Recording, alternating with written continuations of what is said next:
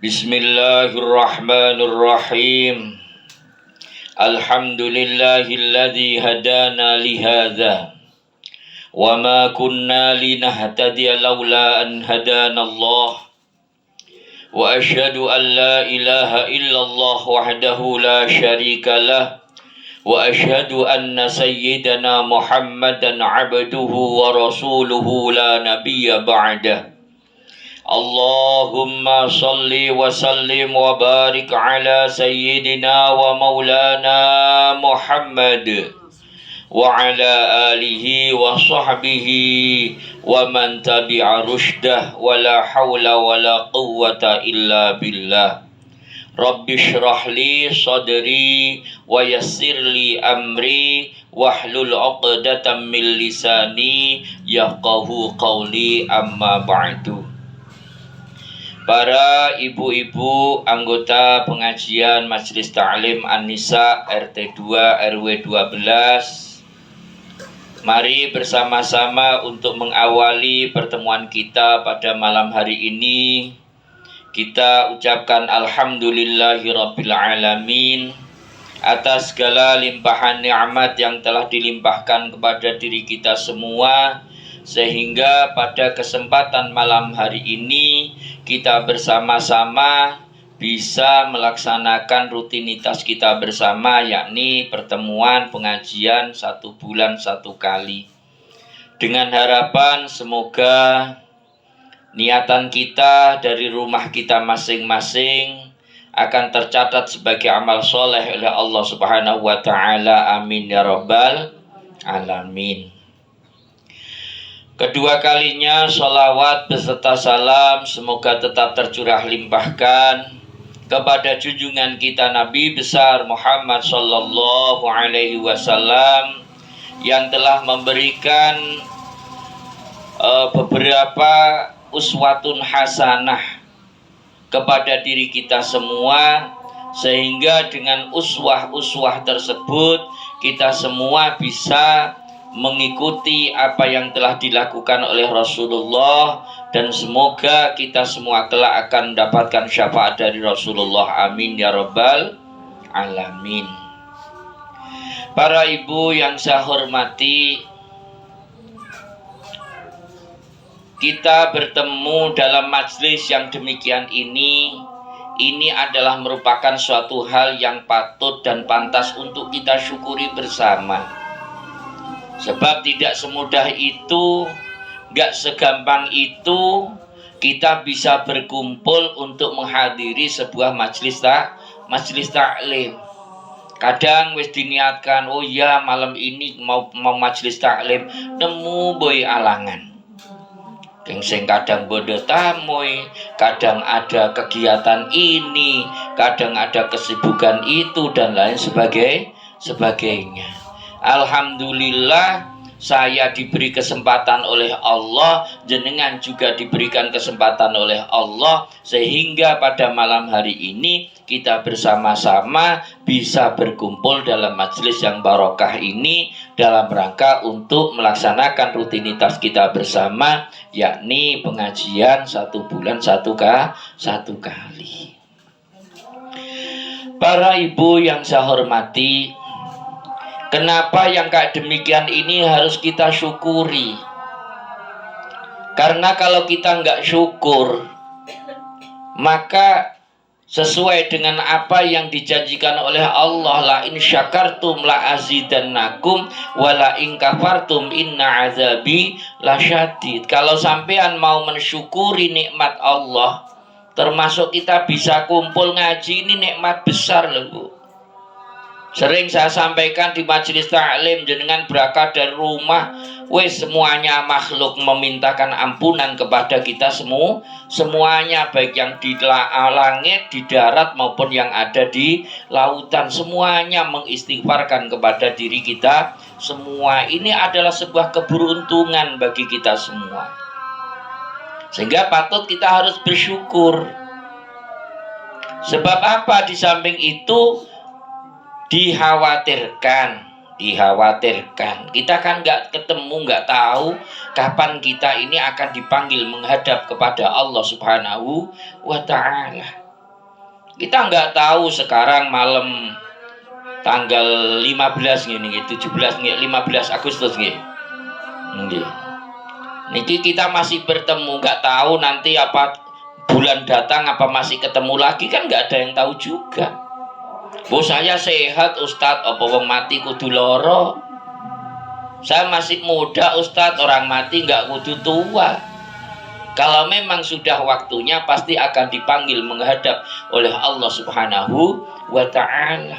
Sehingga kalau kita mempunyai kegiatan yang memang kegiatan itu senantiasa untuk kebaikan, mari kita usahakan semaksimal mungkin untuk bisa menghadiri kegiatan tersebut. Diriwatkan di dalam sebuah cerita, sebuah hikayah, ada salah satu sahabatnya Rasulullah Muhammad sallallahu alaihi wasallam yang namanya Sya'ban. Boh tepaan lahir Sya'ban jadi dinamakan Sya'ban. Kayak kita Indonesia kan gitu kan. Biasanya kalau lahirnya bulan Maret, nek laki dinamakan Martono gitu nggih. Kalau yang perempuan Martini kan gitu. Nek sing campur agak Kristen Martinus gitu nggih. Biasanya kan gitu. Lah ini mungkin nggih ketepaan sahabat Kanjeng Nabi niki tepak lahirnya bulan Sya'ban sehingga punya nama Sya'ban. Nah sahabat Sya'ban ini salah satu sahabatnya Rasulullah yang istiqomah berjamaah. Nempatnya itu tetap tidak pernah pindah kemana-mana, mesti di pojokan Masjid Nabawi. Rutin pokok, mulai subuhnya di sana, duhurnya, asarnya, maghribnya, isyaknya, beliau senantiasa nempatnya di pojok. Orang kok golek nggon pojok biar enak nek tidur ndak kelihatan, ndak Bu. Alasannya beliau satu-satunya apa? Saya mau nyari soft yang paling depan di pojok biar tidak ganggu apabila nanti ada orang yang datang untuk melakukan ibadah. Jadi sebelum sholat subuh itu mesti Sya'ban ini sudah ada di situ. Lah suatu ketika waktu sholat subuh Kanjeng Nabi ini sampai nunggu lama. Kok nggak ada Sya'ban ini kemana? Gitu. Ditunggu-tunggu sama Rasulullah sampai agak siang, mulai kelihatan agak sedikit terang sudah. Waktu subuh hampir habis. Akhirnya karena khawatir kalau habis sampai waktunya subuh, maka kemudian Rasulullah berjamaah dengan para sahabat yang lainnya. Selesai beliau melaksanakan jamaah, terus ngajak bareng-bareng sebagian sahabat yang nggak punya kesibukan, diajak salah satunya yaitu ada yang ikuti di situ untuk menunjukkan di mana rumahnya Sya'ban. Ayo ke rumahnya Sya'ban. Ini kok dengaran kok nggak ada jamaah. Hari benar sama Kanjeng Nabi sama sebagian sahabat yang habis melaksanakan sholat subuh, didatangilah rumahnya Sya'ban. Lah kebetulan rumahnya agak lumayan. Sebab Kanjeng Nabi berangkat habis jamaah subuh kira-kira jam 9, yakni waktunya kalau dalam riwayat tersebut waktu paling utamanya sholat duha yaitu sekitar jam 9.10. Kanjeng Nabi baru nyampe ke rumahnya Sya'ban. 3 jam kira-kira kalau seandainya subuhnya selesainya jam 5. Ini Kanjeng Nabi jalan nyampe ke rumahnya Sya'ban, langsung assalamualaikum. Ternyata ada seorang wanita keluar. Waalaikumsalam. Apa ini rumahnya Sya'ban? Iya benar, saya istrinya. Silakan duduk wahai Rasulullah. Akhirnya Rasulullah masuk ke dalam. Terus kemudian Rasulullah bertanya kepada istri Sya'ban. Loh, Sya'ban mana? Kok tadi kok nggak jamaah? Wong biasanya Sya'ban ini rajin jamaah. Akhirnya istrinya Sya'ban bilang, tadi malam Sya'ban meninggal dunia Kanjeng Nabi. Kanjeng Nabi langsung bilang, Inna lillahi wa inna ilaihi raji'un. Langsung di situ Kanjeng Nabi melaksanakan sholat gaib karena sudah dimakamkan pagi setelah subuh itu dimakamkan sehingga beliau nggak kecapuk untuk melaksanakan sholat jenazah. Beliau mengajak para sahabat yang lain untuk melakukan sholat gaib. Habis selesai sholat gaib, si istrinya Sya'ban ini datang sama Rasulullah, ngadep kepada Rasulullah, tanya, saya mau tanya ya Rasul, apa yang hendak engkau tanyakan? Saya ada 3 pertanyaan. Ketika Sya'ban tadi mau meninggal dunia, ini Sya'ban menyebutkan 3 hal tersebut. Apa 3 hal tersebut? Akhirnya si istrinya nyampaikan. Yang pertama, tadi Sya'ban itu bilang, kenapa kok tidak jauh? Setelah itu Sya'ban bilang, kenapa tidak yang baru? Berikutnya lagi, kenapa kok enggak semuanya? Baru setelah itu Sya'ban dicabut nyawanya oleh malaikat Israil. Kemudian Rasulullah Muhammad sallallahu alaihi wasallam menyampaikan kepada istrinya, ketahuilah bahwasanya kenapa kok Sya'ban di situ mengatakan kenapa kok enggak jauh? Karena ketika beliau hendak dicabut nyawanya, ditunjukkan betapa besarnya pahalanya orang yang berjalan hendak menuju masjid. Sehingga pikirannya Sya'ban, wah kalau tahu kayak gini saya tak milih rumah yang jauh dari masjid, saya berangkat dari rumah saya jalan kaki. Ini. Padahal lo tadi sudah berapa jam jalan Kanjeng Nabi? Mulai subuh sampai sekitar jam 9 Kanjeng Nabi nyampe ke rumahnya Sya'ban. Jadi sekitar kalau memang seandainya di situ berangkatnya Kanjeng Nabi jam 5, berarti sekitar 4 jam Kanjeng Nabi nyampe. Jadi Sya'ban itu kalau mau ke Masjid Nabawi jalannya kalau subuhnya jam 4, berarti beliau jam 12 sudah jalan.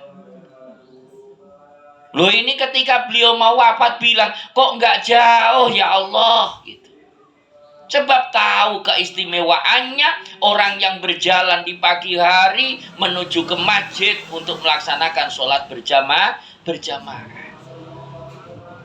Makanya yang utama kan gitu. Jenengan itu nek mau jamaah, nggih, nyari jalan yang jauh. Nggih. Muter dulu. Bukan kok habis subuh baru jalan-jalan yang bagus. Jam 3 jenengan bangun berangkat ke masjid muter ke RT 5. Lah nanti nek pulang jangan balik ke jalan yang itu, nyari jalan yang lain yang lebih dekat. Sebab setiap jalan yang setiap kita lewati untuk menuju masjid melaksanakan jemaah akan menjadi saksi kita di hadapan Allah Subhanahu wa ta'ala. Aneh sekarang salah omah wis cedhek be masjid, ora nyang ning gone masjid. Ini yang pertama. Yang kedua kalinya, kenapa kok Sya'ban itu bilang, kenapa kok enggak yang baru ya Allah? Ini ternyata dawuhnya Rasulullah Muhammad sallallahu alaihi wasallam. Pada suatu ketika Sya'ban ini mau berangkat ke masjid ketika dingin. Madinah itu kalau sudah dingin, Bu, dinginnya Masya Allah bisa di bawah 0 derajat. Nek kadung panas yuk panas, itu Madinah. Nggak kayak kita di Indonesia, cuma mungkin aja dinginnya Masya Allah paling berapa derajat sudah jekutut KKB wis kayak alasan gak nih masjid kademen jadi ini. Lah suatu ketika ini Sya'ban mau berangkat ke masjid karena saking dinginnya, akhirnya Sya'ban ya sebetulnya sudah bagus niatannya. Pakai pakaian yang bagus ditaruh di dalam, dirampeni dengan menggunakan baju yang agak jelek ditaruh di luar. Saking dinginnya. Berangkat Sya'ban. Lah di tengah jalan ketemu sama sahabat yang lain yang kedinginan karena cuma pakai baju satu. Akhirnya sama Sya'ban bajunya yang luar ini kebetulan yang jelek ini yang dikasihkan kepada orang tersebut.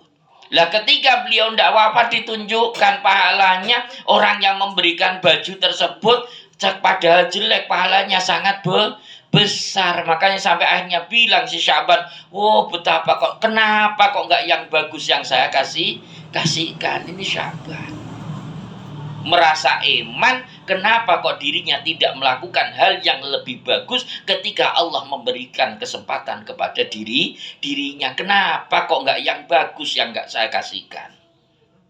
Ini Sya'ban. Terus kemudian yang ketiga, kenapa Sya'ban kok bilang, kenapa kok nggak semuanya ya Allah? Dijawab oleh Rasulullah. Kenapa dirinya bertanya, mengucapkan kalimat kayak demikian? Karena pada suatu ketika, Sya'ban ini ketika di pagi hari, beliau pulang dari masjid, nyampe ke rumah, sambil duduk-duduk dikasih makan roti oleh istrinya. Sebab kalau di Medina makanya bukan bukan nasi pecel, Bu. Saya golek nasi pecel ya awang situ Bondo. Di Medina gak ada jenengan mutar-muter golek pecel, kecuali nek musim haji mungkin ya sing dodol paling wong Madura. Nek wong asli wong Arab gak ono jualan nasi pecel itu gak ada. Ini di pagi hari Sya'ban sambil makan roti dicampuri dengan susu, biasa makanannya orang Medina kayak gitu, dengan sawik gitu, didulitkan terus dimakan. Lah ketika beliau tidak mau makan, ada seorang pengemis datang. Assalamualaikum. Waalaikumsalam ya Sya'ban.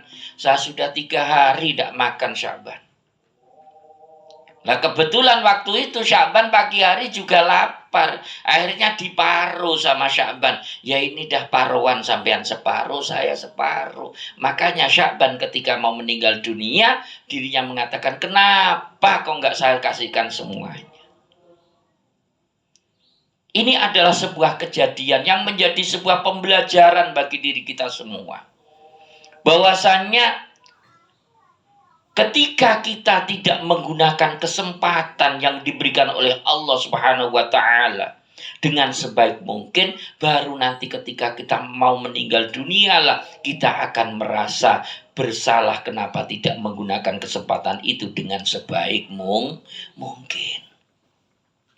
Jenengan dikasih sehat, kenapa tidak rajin ke majelis ta'lim? Kenapa tidak rajin jamaah? Kadang-kadang ada sebuah ungkapan, saya nanti kalau sudah pensiun mau rajin jamaah. Lewong jamaah kok nunggu pensiun? Sengak sampean dipensiunkan be Allah duluan. Nggih. Itu nanti kalau yang ngomong kayak gitu nunggu nanti ya kedep-kedep gitu mau mati.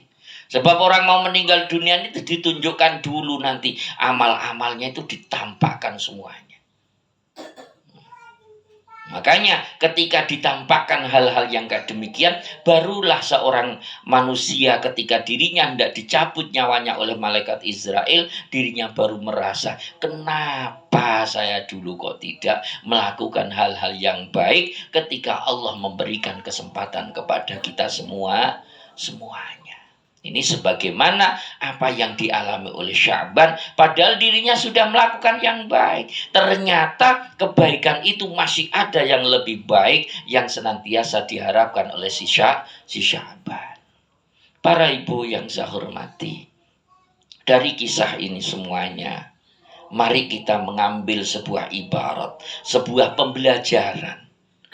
Semasa kita diberikan kesempatan oleh Allah Subhanahu wa taala, mari kita gunakan kesempatan itu untuk menghambakan diri kepada Allah Subhanahu wa taala, untuk beribadah kepada Allah Subhanahu wa taala. Sebab ibadah enggak cuma sholat, jenengan memberikan kesantunan kepada orang yang tidak mampu juga ibadah. Jenengan membantu kepada tetangganya juga ibadah. Jenengan sholat ke masjid juga ibadah. Banyak macamnya ibadah. Sebab kita semua diciptakan oleh Allah Subhanahu wa taala bukan karena hal yang lain, hanya karena agar kita menjadi menghambakan diri kepada Allah Subhanahu wa taala. Allah berfirman, "Wa ma khalaqtul jinna wal insa illa liya'budun." Aku tidak akan menciptakan jin dan manusia illa liya'budun, kecuali agar mereka menyembah kepada diriku, kepada Allah. Para jamaah rahimakumullah, mari kita bersama-sama, semampang kita diberikan kesempatan oleh Allah Subhanahu wa taala, mari kita mencari bekal sebanyak-banyaknya. Wa inna khairaz zadit taqwa. Dan yang paling bagus, bekal yang bisa kita menghadap kepada Allah, kita pakai menghadap kepada Allah Subhanahu wa taala, at-taqwa, takwa kepada Allah Subhanahu wa taala. Wa mat taqwa, apa itu takwa? Yaitu imtisalul awamiri wajtinabun nawahi, yakni melakukan apa yang telah diperintahkan oleh Allah Subhanahu wa taala dan menjauhi segala larangan-larangan Allah Subhanahu wa taala. Demikian mungkin apa yang bisa saya sampaikan. Semoga menjadi motivasi kepada pribadi saya sendiri dan juga kepada jenengan semua. Ayo kita gunakan kesempatan yang telah diberikan oleh Allah Subhanahu wa taala ini untuk semakin memperbanyak ibadah kepada Allah Subhanahu wa taala, dan semoga ibadah yang telah kita lakukan senantiasa diterima oleh Allah Subhanahu wa taala, dan semoga kita semua diberikan kemudahan oleh Allah untuk beribadah kepadanya. Amin ya rabbal alamin. Itu saja mungkin yang bisa saya sampaikan. Mungkin ada yang mau bertanya, sekalipun di luar tema, monggo kami persilahkan.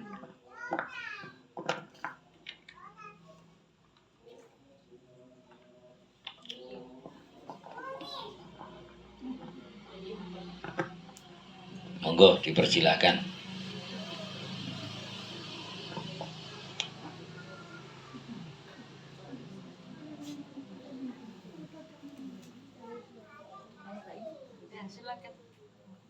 Monggo. Baintan. Maju.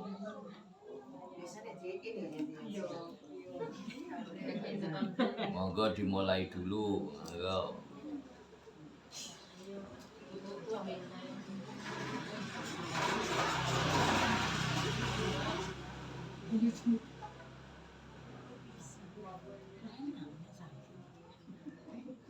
Silakan ibu-ibu yang mau tanya. Masih Cukup? Siapa yang mau tanya?